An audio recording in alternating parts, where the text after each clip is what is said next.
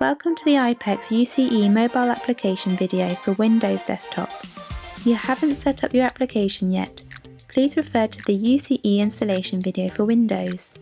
Once you log into IPEX UCE, you'll be presented with the home screen.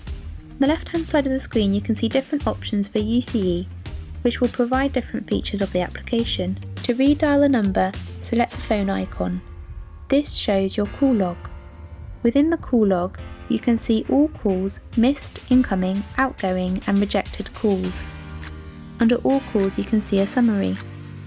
The call type can be identified by the symbol next to the phone number. To call a contact, you can right-click and choose to call any of their numbers listed in the directory.